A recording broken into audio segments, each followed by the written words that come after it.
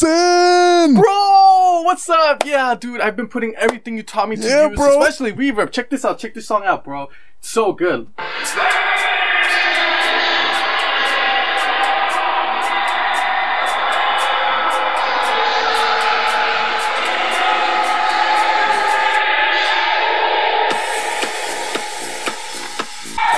So what do you think, bro? Is it good?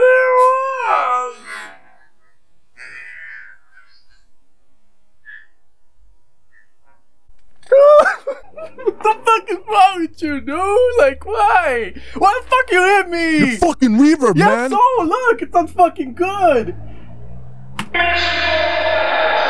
And you don't hear anything wrong with that? Oh, there's nothing wrong with that. For God's sakes, man, you might as well kill the man. You're drowning him in reverb. What do you have on there? Yeah, well, I mean, I just have CLA vocals with shit reverb like you taught me, and it's in this new plugin called UV Spark Verb. It's really good. I thought it was good. Wait, hold up. UV Spark Verb? What the fuck is that? It's called UV Spark Verb, bro. It's like UV Spark Verb. You know you gotta send it to your man. I'll send it to you, bro. It's okay. It's like one of the best reverb plugins out there. Well, you better, because I know where your mama live, and I know she wouldn't mind me compressing them chi-chis, if you know what I mean. Beep beep, what's up ninjas? My name is Semrold, and today we're going to be discussing an audio effect that has been around since the dawn of time.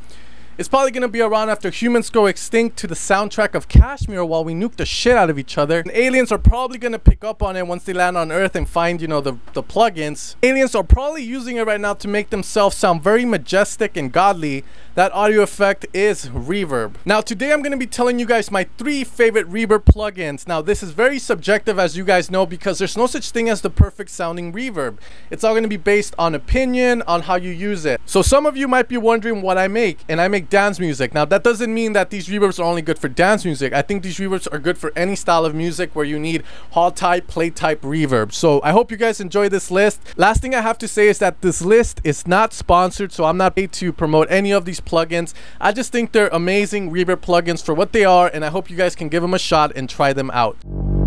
The first reverb plugin I'm going to recommend for you guys is going to be the Valhalla Vintage Verb. This is such a beautiful reverb, and it's very cheap and also very easy to use. It contains a lot of presets for people that don't know how to program reverbs, but it also has a lot of features added so that you can make reverbs your own. If you're trying to give it a little bit of modulation, you want a certain style of reverb, the Valhalla Vintage Verb is amazing for that. The Valhalla Vintage Verb is one of the more popular reverbs out there, especially in the dance music community. As you guys can see, it has a bit of complexity that it allows you to do a lot of things to the reverb, like the size of the room, the attack. We have diffusion, we have modulation. As you guys know, some reverbs allow you to modulate the reverb with the chorus or an LFO if you choose to do certain things to it. We can EQ. We also have a decay, the big one there, and the mix. So you can use this on a return or on your channels. Now we can also go into the presets, which is what I feel is the selling point of this synth, because it has that complexity, simple, and it also has amazing presets that you guys can use. Now here I have a vocal from the Nina Sung vocal pack. As you guys know, we did a pack there, and if you guys want to support it, totally up to you. You're gonna hear one of the vocals from it. Let's go with a bright hall and put the mix at around 35% and see how it sounds on it. Pieces between eyes, 'cause your hearts are turning then white. So this is a very bright hall, which means a lot of the high frequencies of the reverb are being let out. Now we can also switch and check out the other halls that it has, like maybe a darker one, deep vocal space. Let's try that one out with a lower mix. Pieces between eyes, 'cause your hearts are turning then white. When you threw me under the bus. So as you guys can see, we have a lot of, you know, just a lot of presets we can use. We have plates that sound like this. Let's try a fat one. Pieces between eyes, 'cause your hearts are turning then white. Let's try a room. Pieces between eyes, 'cause your hearts are turning then white. So there you go. That's how the Valhalla Vintage Verb is going to sound. It's going to have a lot of other presets, but you guys can see it has a very distinct sound. You can change the mode here from concert hall, bright hall, to plate, 30 hall, and whatnot. Now the Valhalla Vintage Verb plays a role in my music when I use it on vintage leads. As you guys can see, I do have some analog synths over here. That's the Valhalla Vintage Verb. the second reverb plugin I want to show you guys is the UV Spark Verb. Now the UV Spark Verb is not that popular because mainly it's not piratable. Now the reason I love this reverb is because of the interface. The interface is so beautifully well done, just like other UV stuff out there, and also it has a lot of good presets. Now let's let the reverb plugin talk for itself and show you guys how it sounds like with some leads and some vocals. The UV Spark Verb, again, is a plugin that's not popular, but once we look at it, we can see it looks so beautiful, the UI on it. We can also make this bigger than it actually is. It has a few settings we can mess with to make it look bigger if that's what we want to go with. So the Valhalla Vintage Verb, again, it's going to have a lot of plugins based on what you want. You know, we have vocal style presets here that I use a lot, especially for the EDM ones. You can see this is how it's going to sound like. When the space is between us, 'cause your hearts are turning then wide. We're also going to have a lot of other ones like halls. We can try those out if you want. Here, a large hall. Let's lower this down. When the space is between us, 'cause your hearts are turning then wide. You're also going to have a lot of settings here. Like, the thing I like about it is so visual. You can say, okay, these is like my frequency spectrum here, and you can kind of have it be so, oh, I just want the higher frequencies in my reverb. When the space is between us, you can change that to your pleasing, or you can use the knobs. We also have modulation. Again, we have different modes like dark, or we have lo-fi.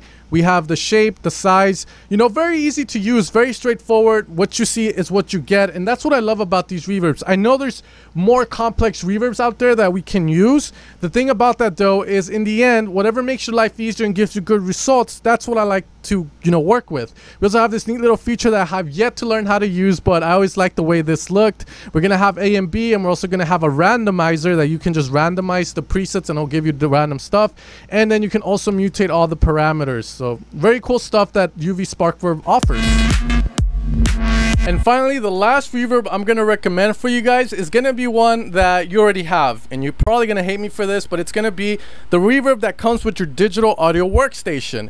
Now, the reason I say this, guys, is because a lot of people look to third-party plugins for the magic pill, as you would say. Some people are going to be like, if I just get that reverb, I will finally sound professional. Oh, the reason my mixes don't sound good is because I don't have that $6,000 compressor Steve Angelo used. If I just switched to Ableton, I would be the shit just like everybody else. In my opinion, third-party plugins are like a luxurious car. You can go with it, cost a lot of money, but it still takes you from point A to point B as if you were to drive a Honda Civic. So make sure to give your DAW's reverb a chance, because in the end, are people really going to be able to tell the difference between reverbs in the Apple headphones? Make sure you use the reverb that you enjoy using, and if that's your DAW's reverb, then awesome, go for it. But if maybe you want something nicer to go with and you have money to blow, go for it and grab a nice reverb plugin out there. But these are going to be my suggestions.